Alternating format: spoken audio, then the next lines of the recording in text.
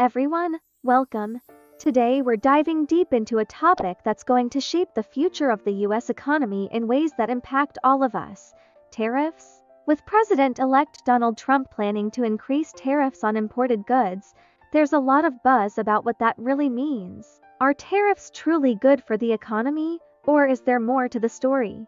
In this video, we'll break down what tariffs are, how they work, when they're beneficial and when they're not. What are tariffs? So, let's start with the basics. What exactly are tariffs? Simply put, tariffs are taxes imposed by a government on goods coming into the country, in this case, the US. The purpose of a tariff is often to make foreign goods more expensive, which, in theory, makes American-made goods more appealing to buyers.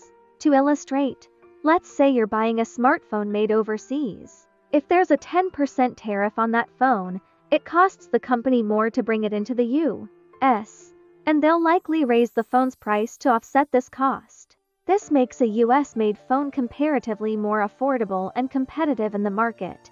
How do tariffs work? Here's how tariffs work at a more technical level. When goods cross into the US, they are assessed with a tax based on their value. For instance, let's say a company imports car parts from another country. If those parts are valued at $1,000 and there's a 10% tariff, then the cost for that company goes up by $100, making the total $1,100. That added cost typically gets passed along to the consumer through higher prices. This can affect everything from the cost of cars to the cost of electronics and even everyday items like clothing and household goods. In theory, this added cost makes foreign goods less attractive, prompting consumers to buy domestically produced items instead, but this approach has significant pros and cons. So, when can tariffs be beneficial? Here are a few ways. Protecting local industries. Tariffs can provide a competitive buffer for US businesses, especially smaller companies or new industries that are trying to grow. For instance, if a US furniture manufacturer is struggling to compete against cheaper imports, a tariff could help level the playing field by raising the cost of the imported furniture. Encouraging domestic jobs. Tariffs can sometimes encourage companies to manufacture products domestically, potentially leading to more jobs. With fewer imports, demand for American-made products might rise, which in turn can support job growth in those sectors. Economists call this a form of import substitution, shifting demand to local sources. Revenue for government spending.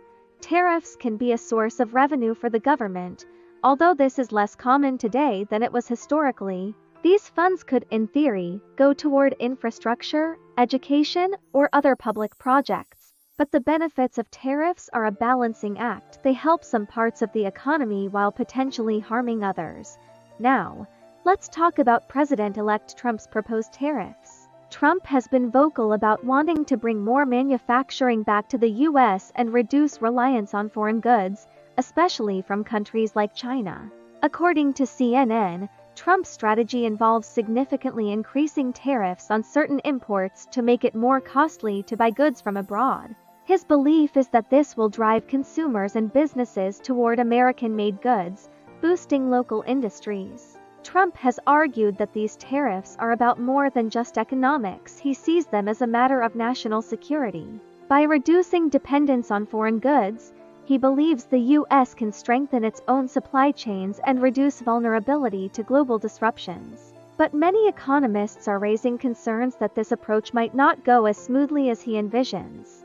As with anything in economics, there are potential downsides. Let's look at some concerns experts have about Trump's tariff plan. 1. Higher prices for consumers. USC professor and trade expert Jeffrey Nugent explains that tariffs are essentially a tax on consumers. When tariffs increase, imported goods become more expensive and that cost gets passed on to us. In past years, tariffs led to price hikes on clothing, electronics, and even everyday groceries, affecting everyone from families to students on a budget. 2. Trade wars. If the US imposes high tariffs, other countries may retaliate by placing tariffs on American goods. This happened during Trump's previous term, where tariffs led to a back and forth between the US and its trade partners, especially China. When countries retaliate, American companies that rely on exporting goods face higher costs to sell their products abroad, and this can shrink their market and profits. 3. Impact on U.S. companies and jobs.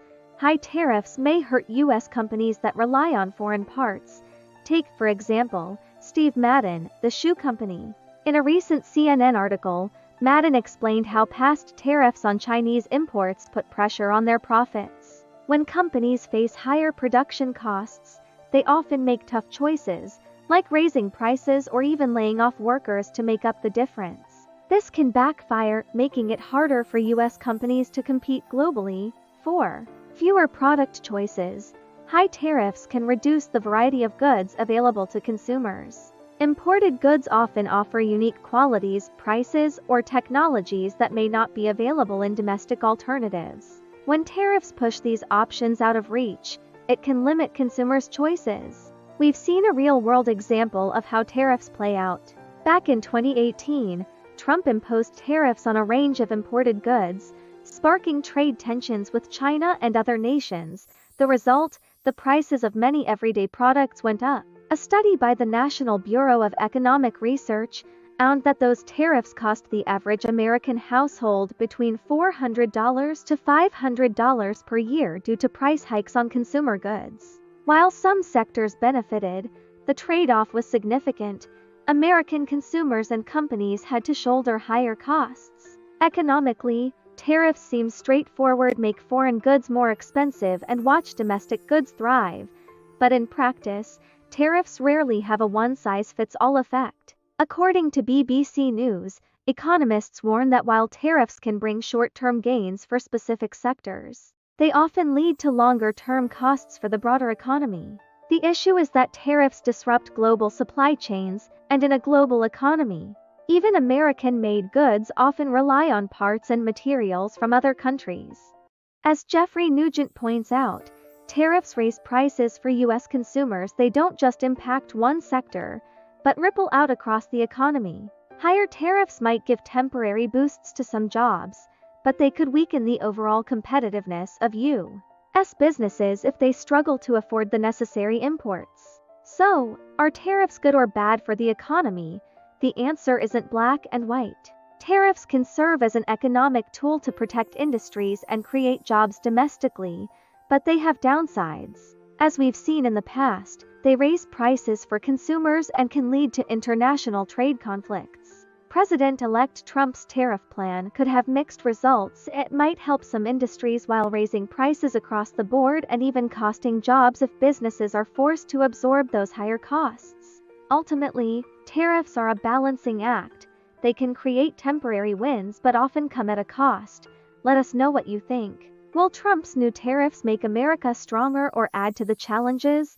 Drop your thoughts in the comments below. Thanks for watching, and don't forget to like and subscribe for more economic breakdowns.